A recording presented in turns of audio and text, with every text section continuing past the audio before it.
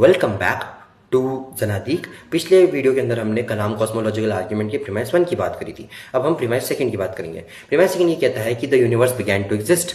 Now इसका सबसे पहला क्रिटेरिया यही आता है कि सबूत क्या है। तो इनके पास 3 तरीके के सबूत होते हैं। पहला, कॉजल रीजनिंग से बेस। कॉजल रीजनिंग में ये लोग ये कहते हैं कि जस्ट बिकॉज यूनिवर्स के अंदर हर चीज लॉ ऑफ कॉजालिटी को फॉलो कर रही है, मतलब यूनिवर्स को भी करनी चाहिए। नाउ इसमें प्रॉब्लम्स है। सबसे पहला, ये फैलेसी ऑफ कॉम्पोजिशन को कमिट कर लेता है कि जस्ट बिकॉज किसी स्टेटमेंट के एक पार्ट के लिए कोई चीज ट्रू है, इसका मतलब वो सारे स्टेटमेंट के लिए ट्रू हो। जैसे कि अगर मैंने कहा एक गाड़ी एग्जिस्ट करती है जिसके टायर रबर के बने हैं, तो क्या इसका मतलब ये है कि वो पूरी गाड़ी रबर की बनी है? No, right. दूसरी प्रॉब्लम इसमें ये आती है कि कॉजालिटी के लॉ को अप्लाई करने के लिए हमें टाइम और स्पेस चाहिए, और टाइम और स्पेस जो है वो यूनिवर्स की बिगिनिंग अगर हुई भी थी तो उसके साथ एग्जिस्टेंस में आए थे, उससे पहले एग्जिस्ट ही नहीं करते थे। तो फिर ये हम कैसे अप्लाई कर सकते हैं कि यूनिवर्स के पहले भी ये लॉ काम किया होगा और इसी तरीके से काम किया होगा। और तीसरी प्रॉब्लम, जो मेन प्रॉब्लम है, वो ये है कि हमको प्रूव करना पड़ेगा कि यूनिवर्स एक इफेक्ट है। अगर हमको ये प्रूव करना है कि यूनिवर्स की कोई कॉज है, तो ये भी तो प्रूव करना पड़ेगा कि यूनिवर्स एक इफेक्ट है, तभी तो उसके पीछे कॉज होगी ना। दूसरा आता है साइंटिफिक बेस, जिसमें ये कहते हैं कि यूनिवर्स जो है वो बिगिन हुआ था, एग्जिस्टेंस की बिगिनिंग हुई थी क्योंकि बिग बैंग।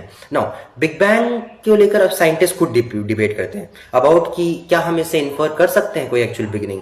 कुछ साइंटिस्ट जैसे कि स्टीफन हॉकिंग, वो ये कहते हैं कि हाँ हम कर सकते हैं, बट कुछ साइंटिस्ट हैं जो इससे डिसएग्री करते हैं और कहते हैं कि नहीं, it's just rapid expansion from a hot dense state, so we can't infer beginning of the universe from this point. Okay, और ऐसी बहुत सारी कॉस्मोलॉजीज हैं जो बिग बैंग को एक्सेप्ट करते हुए भी इनफाइनाइट यूनिवर्स या इटर्नल यूनिवर्स की बात करती है, जैसे कि इटर्नल इन्फ्लेशन या फिर बाउंसिंग कॉस्मोलॉजीज या quantum loop gravity etcetera etcetera. Now तीसरा आता है इनके पास फिलोसॉफिकल रीजन, जिसमें ये कहते हैं कि एक्चुअल इन्फिनिटीज जो होती है वो एब्सर्ड होती है, और आप पास्ट इनफाइनाइट नहीं हो सकता क्योंकि आप उसमें एक पॉइंट से दूसरे पॉइंट तक ट्रांसफर नहीं कर सकते, पास्ट से प्रेजेंट तक ट्रांसफर नहीं कर सकते। और इसमें मेरी इनसे एक प्रॉब्लम है।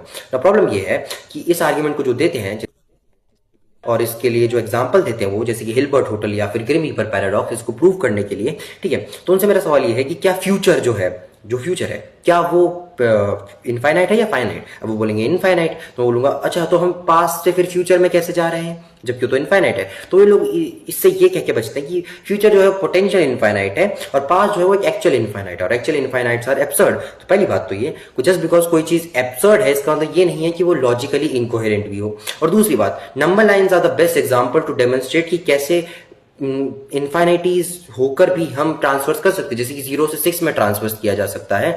बट क्या इसका मतलब ये है कि 0 से पहले जो नंबर्स थे वो फाइनाइट थे? नो, इनफाइनाइट है। क्या इसका मतलब ये है कि 6 के बाद के नंबर्स फाइनाइट है? नो, इनफाइनाइट है। स्टिल हम ट्रांसफर्स कर सकते हैं। So this is not really a problem, is it?